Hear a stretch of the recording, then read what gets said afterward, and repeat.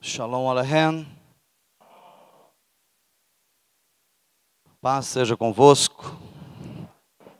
A misericórdia, o amor, a bondade e toda a sorte de bênçãos do Eterno permaneçam sobre vós. Vamos aprender um pouquinho? Estudar? Então vamos lá, entender, compreender para praticar. Como que se pratica se não aprende? Como que se vive se não sabe o que está vivendo? Impossível. Impossível. Nós só podemos viver se entendermos. Então, por exemplo, eu tenho 56 anos de idade. Eu tenho 56 anos de igreja. Tem um tempo que o senhor parou de ir na igreja, mas a igreja não parou, não saiu de dentro da minha casa. Meu pai era o pastor. Eu até parei de ir na igreja, mas eu não perdi um culto. Porque se eu assistia online, não, naquela época a live era o papai. Eu chegava da igreja e pregava tudo de novo para mim. Eu falava, amém, pai, amém. Tinha que ouvir. Glória a Hashem por isso. Então, a minha vida toda eu estive diante do Eterno, aprendendo, estudando. Eu fui chamado desde criança para ensinar. E é muito bom quando você sabe para o que você foi chamado. Não é? Coisa mais triste que tem é você, por exemplo, ser técnico de informática e você detestar o seu emprego. É você ser vendedor e você vender porque você faz aquilo por sobrevivência e não por prazer. É tão triste você ter que trabalhar numa empresa e fazer uma função por sobrevivência e não por prazer e por amor. Me compreende o que eu estou falando? O que eu faço? Eu faço 100% por prazer e por amor a obra do Eterno. Propostas profissionais eu tive muitas quando eu parei tudo. Mas o Eterno falou aos meus ouvidos, o teu foco são vidas ou é o dinheiro? Então nós temos que fazer uma escolha. A Torá, os 5 primeiros livros da Bíblia, a Torá, ela nos ensina que tudo na tua vida vai depender das escolhas. Não se choque, principalmente você que está chegando agora, começou a vir agora. A sua vida, se você sofre, é por causa das suas escolhas. Se você padece alguma necessidade, é por causa das suas escolhas. Se você é infeliz, é por causa das suas escolhas. Porque o senhor é feliz? Eu sou feliz. O senhor sofre? Demais. E quando o senhor está sofrendo, o senhor não fica infeliz? Só um pouquinho. Passa um pouquinho, eu estou rindo sozinho.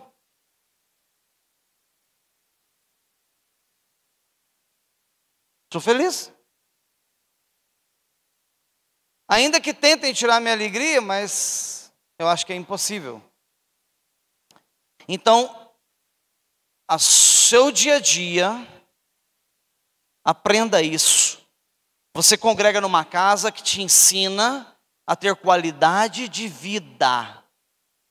Essa é uma sinagoga que ensina você a ter qualidade de vida. Aqui eu não ensino você a ficar rico. Porque ficar bem de vida financeiramente é uma consequência automática de promessas. Porque na Torá, nos 5 primeiros livros da Bíblia, tem 5.000 bênçãos.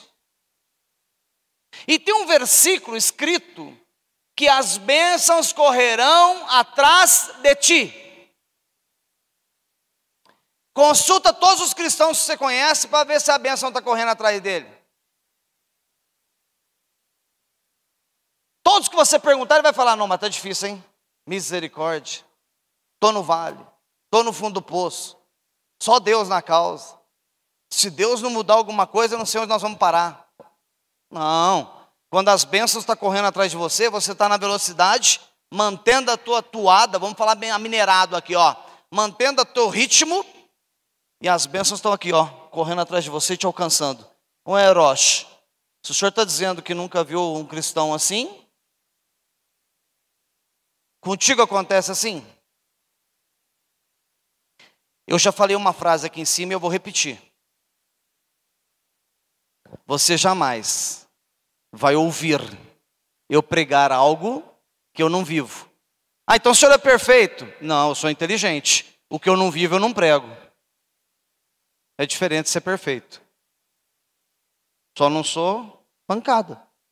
O que eu não vivo, como que eu vou usar a tribuna para pregar ou ensinar o que eu não vivo?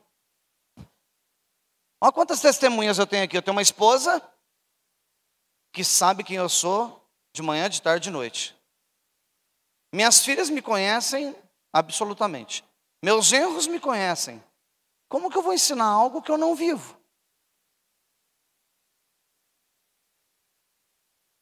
Aquilo que eu não vivo ainda, que eu não alcancei o nível, eu não falo. Como eu vou falar se eu não vivo? Então, aprendam para viverem. Vivendo, se você viver o que está escrito, eu estou colocando aqui uma condição, é condicional. A proposta ela é condicional. Se você viver o que está escrito, as bênçãos correrão atrás de você. Quem disse que o ladrão da cruz é ladrão? Eu acho que eu peguei pesado, né? Eu falo que o mendigo na porta do rico não é mendigo. O ladrão de João 10:10 não é Satanás, não. O que veio para roubar, matar e destruir não é Satanás. Agora eu vou lá na cruz e vou falar que o ladrão da cruz não era ladrão. Vamos aprender um pouquinho. Vamos entender. Vamos entender o que Roma fez com as nossas Bíblias. O que Edom, os edomitas, fizeram com a linguagem da nossa Bíblia. Vamos lá? Está escrito no livro de Matitiahu, livro de Mateus 27:38. Mas se não me engano também está em Lucas. Mas também está no profeta Isaías 53:12. Vamos desmascarar, vamos tirar a máscara desse ladrão aqui e vamos descobrir quem é esse cidadão, se realmente o camarada que clamou lá na cruz, se ele era um larápio, um furtador, um ladrão. Vamos para o texto? Vamos para a Bíblia Sagrada. Lá no livro de Matitiahu, Mateus, lá no capítulo 27, versículo 38, o versículo já começa assim, ó. Já começa chocando, ó. Ele já começa assim. Então, dois, não um só, não. Então, 2 ladrões foram pregados na estaca de execução ou na cruz. Na outra Bíblia vai estar no madeiro, não importa. Nós não estamos discutindo aqui se é estaca, se é madeira, se é cruz. Ok? O foco é outro. 2 ladrões foram pregados na cruz de execução com ele. Um à direita e o outro à esquerda. O texto é bem claro. Bem objetivo. É, não é? Não deixa dúvida. O texto está dizendo, são 2 ladrões.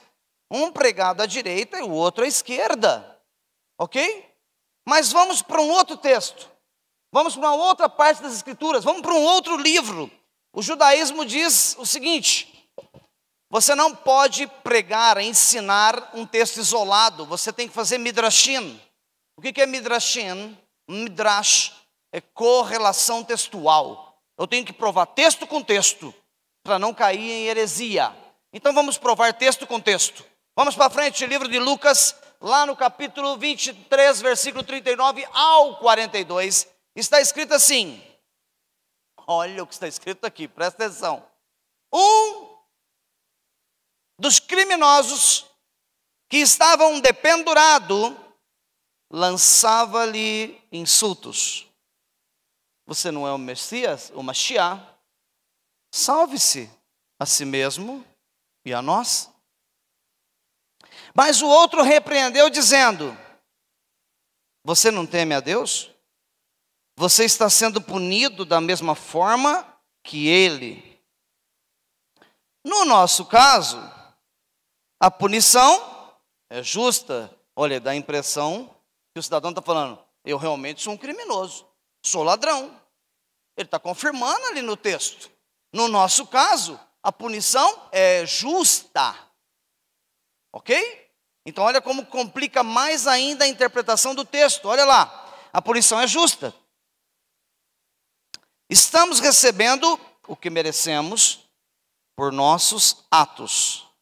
Mas este homem não fez nada de errado. Então exclamou, Yeshua, lembra-te de mim, quando vier como rei. Vamos estudar melhor esse texto? Vamos destacar algumas linhas lá, vamos lá. Vamos comigo, ó. Um dos criminosos que estavam pendurados lançava-lhes insultos. Você não é o Messias? Salve-se a si mesmo e a nós. Mas o outro repreendeu dizendo, você não teme a Deus?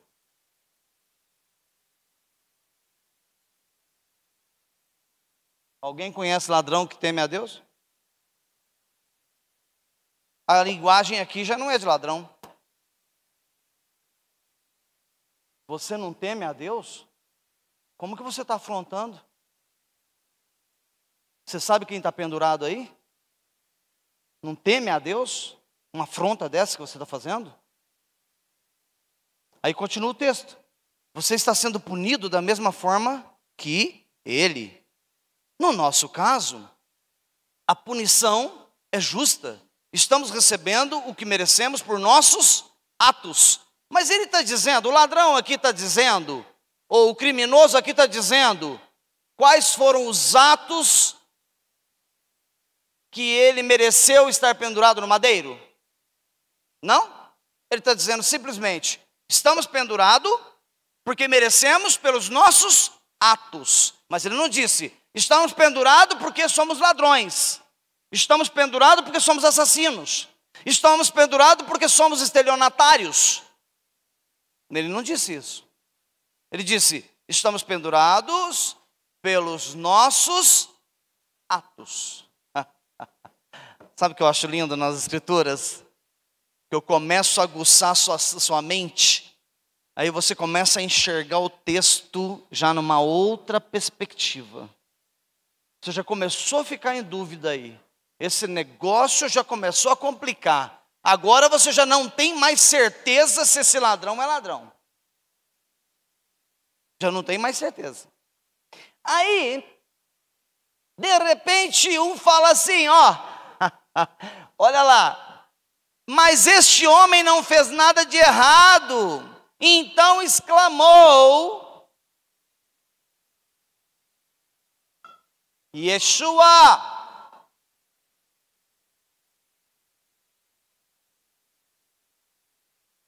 Lembre-se de mim, quando vieres como rei. Um ladrão falar isso? Vamos pesar aqui, vamos analisar. O cidadão estava pendurado no madeiro e ia para a morte. Ele não ia morrer? Ia ou não ia, o ladrão?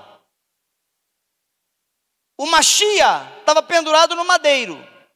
Ele sabia que o Mashiach também ia morrer? Sim. Agora, como que um cidadão que é criminoso, que é ladrão, olha para o Mashiach e diz, lembra-te de mim, quando vieres como rei. Como assim? Esse cidadão sabia o que ele estava falando. Ele tinha certeza do que ele estava falando. Ele sabia que algo ia acontecer na vida daquele homem que estava no madeiro do lado dele. E se ele disse isso, ele sabia quem estava pendurado do lado dele. E deixa eu te falar mais uma coisa para aguçar a sua curiosidade, ou então abrir a tua mente definitivamente. Um ladrão, um cidadão inconsequente, um criminoso que vive na vida do crime, ele não teria como saber quem era aquele homem pendurado no madeiro. Porque aquele homem que estava pendurado no madeiro era extremamente religioso. E Yeshua era extremamente religioso. Vivia de sinagoga em sinagoga. Então não tinha como quem vive no crime. Deixa eu usar uma linguagem atual. Quem vive nas quebradas, quem vive aí na área do crime, não tem como uma pessoa que está na área do crime identificar um santo. Ou aquele que se diz ser o Mashiach e que iria retornar. O cidadão da cruz, para falar isso para ele, sabia exatamente quem estava do lado dele. Olha como você precisa ler o texto e dar mais atenção aos pontos e vírgulas. Olha como você precisa ler o texto e começar a analisar o que está na entrelinhas, naquilo que você não está enxergando, o que está atrás da linha, o sod do hebraico, o segredo, o que é que está atrás do segredo, qual que é o pano de fundo. Mas vamos em frente? Vamos em frente, vamos lá. Opa, desculpa, perdão. Então o cidadão exclamou, lá no versículo 42, lembre-se de mim quando vier como rei. Somente religiosos teriam essa fala. Só um religioso para falar uma fala dessa. Um criminoso nunca. Somente um fariseu usaria uma citação dessa. Se não fosse um fariseu, não teria condições do cidadão dizer quando vieres como rei. Porque haviam duas classes de judeus que despontavam na época do Mashiach. Eram os saduceus e os fariseus. Eram duas classes de judaísmo. O judaísmo farisaico é o judaísmo de Paulo, o judaísmo de Lucas, o judaísmo de Matitiahu, o judaísmo de Yohanan, o judaísmo de Yeshua era, devagar, senão não consegue, tá bom. O judaísmo de Yeshua era farisaico. E a outra ramificação judaica, os saduceus, não acreditavam na ressurreição. Qual era a diferença de um saduceu para um fariseu? O fariseu acreditava na ressurreição dos mortos. O saduceu acreditava que quando você morresse, apagava. Não tinha ressurreição. Tinham mais ramificações, mas as que predominavam em Jerusalém eram essas. Então aqueles dois ali na cruz, ou eram saduceus, ou fariseus, ou bandidos, gentios, pagãos. Mas pela linguagem do diálogo na cruz, triálogo, né? 3 homens conversando, pelos 3 homens conversando, a linguagem era farisaica. Com certeza não era um saduceu. Então, o cidadão que estava pendurado no madeiro era fariseu, com certeza. Para ele dizer para o Mashiach, para Cristo, lembra-te de mim quando vier como rei. Ele conhecia a redenção. Ele sabia que teria o dia da ressurreição dos mortos. Se eu for trazer uma outra linguagem, ele saberia que teria o arrebatamento. Ele sabia. Ele sabia da linguagem apocalíptica, que o rei ressuscitaria e ressuscitaria os mortos salvos. Olha como é profundo. Olha como é profundo isso. Por quê? Porque ele disse, só lembre-se de mim quando vier como rei. Quando você vier novamente, você vai vir como rei, para reinar sobre Jerusalém. Quando vieres para reinar sobre Jerusalém, lembra-te de mim. Então ele cria na ressurreição. Já sabemos que o homem é um fariseu. Isso não é fala de ladrão, não é fala de um leigo, de um cidadão que não sabe nada, que nunca ouviu falar de Torá, de Bíblia. Não é fala de uma pessoa ignorante ou de um cidadão comum. Então, já partindo para a identificação do cidadão que está pendurado no madeiro, vamos em frente para esclarecermos mais ainda. Lá no livro de Isaías, capítulo 53, versículo 12, está escrito: pelo que lhe darei parte, pelo que lhe darei a parte de muitos, e com os poderosos repartirá ele o despojo, porquanto derramou a sua alma na morte e foi contado com os ladrões. Não, foi contado com os transgressores. Essa profecia de Yeshayahu, de Isaías, está falando de quem?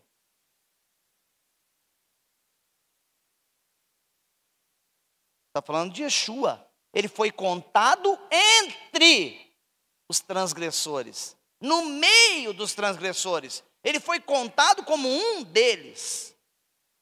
Está falando de Yeshua. Mas a palavra usada no livro de Yeshayahu é a palavra transgressores. Mas se você for na Brit Hadashah, no Novo Testamento, eu consultei 4, 5, 6 Bíblias diferentes. Está escrito malfeitores, ou está escrito realmente transgressores, mas a maioria está escrito ladrões. A palavra transgressores no original se chama Posheia Israel. Posheia Israel. O que é um transgressor? O que é um Posheia Israel? Um Posheia Israel é aquele que toma parte contra. Deixa eu esclarecer, deixa eu desenhar. Às vezes você abre o Facebook, e você vê umas pessoas falando assim: por que o Bozo e desce a lenha no presidente? Esse cidadão que desce a lenha no governo, porque está escrito aqui nas escrituras, está escrito, né? É uma questão só de ler Bíblia, né? Todo governo foi instituído por Hashem. Mas é aquele outro que estava lá. Aquele outro que estava lá é o que nós merecíamos. Cada país, cada nação tem o príncipe que merece. E quanto mais desobediente nós formos, pior vai ser. Então, quando eu falo que eu sou contra o governo, eu sou contra o governo, não concordo com a administração. Eu sou contra a sinagoga. Eu não concordo com a sinagoga. Eu não concordo com a liderança do Rosh. Eu acho que o Rosh tinha que mudar. Ele tinha que ser diferente. Quem é esse? É um ladrão? É um criminoso? É um transgressor do conceito. Rebela contra o sistema. Rebela contra o líder, contra o governador, contra o presidente, contra o Rosh, contra o rabino. Esse cidadão é chamado de Posheia Israel. É o cara que bate contra, bate de frente. Então vamos entender um pouco melhor agora. Vamos em frente. Lá no livro de Matitiahu, capítulo 27, versículo 38, você leu: então os dois ladrões. A palavra aqui no grego não é ladrão. A palavra aqui no grego, nos textos mais próximos, os originais, o texto original de Matitiahu, 27:38, está escrito o seguinte: estes dois lestes. Está escrito no grego, estes dois lestes. Mas quando Roma foi traduzir as escrituras, ele tinha 4 ou 5 palavras aproximadas. Uma delas é o kleftes, que é do grego. Mas o kleftes é o furtador, o que rouba, o ladrão. Mas no original não está escrito kleftes, está escrito lestes. E quando você pega o texto original dos pergaminhos e traduz lestes para o português, eu não posso escrever ladrões. A tradução do texto original é aquele que rebela contra o sistema. Então eram os dois que estavam pendurados, eram 2 homens fariseus, religiosos, que não aceitavam o domínio romano na cidade de Jerusalém. Porque Roma sitiou Jerusalém, tomou posse da cidade de Jerusalém. E os religiosos, os mais fanáticos, se opunham contra o regime romano. E naquela época, se o cidadão se opusesse contra o regime, a condenação era a cruz. Então vamos traduzir agora melhor o texto. Então, 2 opositores do sistema romano foram pendurados juntos com ele. Mas eram 2 opositores ao sistema e não ladrões. 2 homens fariseus religiosos que estudavam a Torá. 2 homens que conheciam as mitzvot, que conheciam a palavra de Hashem e que temiam a Deus e que não roubavam, não adulteravam, não extorquiam, não assassinavam. Eles simplesmente não concordaram de Roma sitiar Jerusalém. Olha como muda tudo. Então, os 2 homens pendurados, pregados na cruz de execução, eram os chamados de Poshea Israel. Mas deixa eu te dar uma notícia triste. Eu não vou falar isso para trazer medo para ninguém, por favor.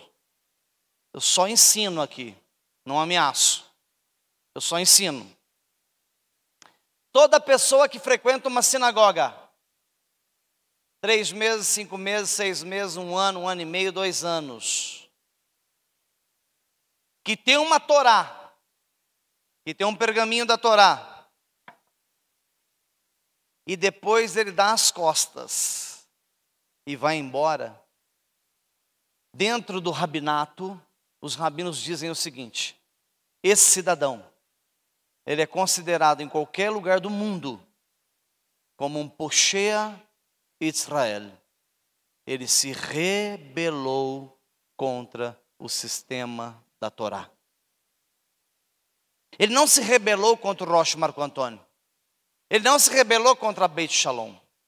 Ele se rebelou contra a Torá. Então ele é classificado como um Poshea Israel, um rebelde. E sabe o que diz os rabinos?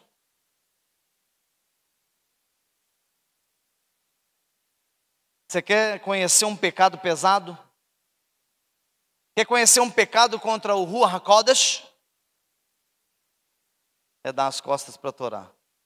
Negar. Nunca mais vir servir a Hashem. Nunca mais servir a Torá. É declarado como um Poshea Israel. Que nível que é isso que o senhor está falando? Pecado contra o Ruach. Esse é um pecado contra o Ruach. Ali eles não apostataram, ali eles não se levantaram contra a Torá. Eles foram condenados pelo governo romano. Que o governo romano entendeu que eles se rebelaram contra o sistema romano, mas a terminologia usada sobre quem se rebela é Poshea Israel. Então eles não se rebelaram contra a Torá. Se tivessem o feito, ele não teria dito para o Mashiach: lembra-te de mim quando vieres como rei. Por quê? Porque ele já sabia que estaria condenado. Então ele não se levantou contra a Torá, não se levantou contra Yeshua, não se levantou contra Hashem. Ele se levantou contra o sistema romano. Então, a partir de hoje, se alguém te perguntar sobre o ladrão da cruz, você vai dizer: não, aqueles dois homens faziam oposição ao sistema romano, se opunham ao sistema romano. E como Roma, que estava governando Jerusalém, os governantes disseram: vamos calar a boca desses dois opositores, para que eles não contaminem mais pessoas, senão vai levantar mais pessoas contra o nosso regime. Vamos crucificá-los. Baruch Hashem. Então vamos lá. Os dois homens pendurados na cruz eram dois ladrões? Não. Então ficou esclarecido mais um ponto que eu prometi que eu ia estudar, para mostrar para vocês que muitos textos nós lemos uma coisa, mas é outra diferente. Por quê?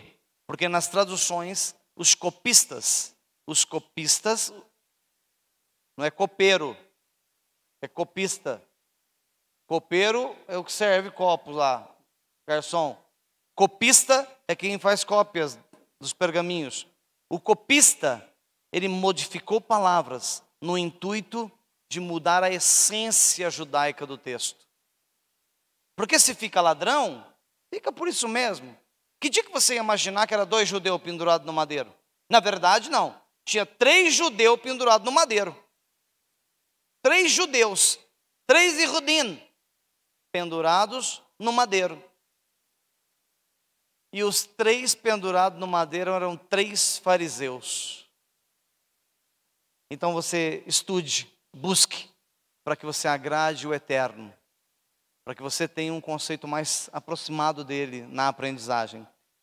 Que o HaKadosh Baruhu, HaKadosh, o Santo, Baruhu, bendito seja, que o HaKadosh Baruhu seja convosco, vos dê discernimento, graça, conhecimento, sabedoria, temor, para que você comece a entender quem é o próprio Hashem, quem é Ele, quem é esse ser tão maravilhoso, quem é esse ser chamado nas Escrituras de Or, de luz, a luz inacessível, é assim que Ele é chamado.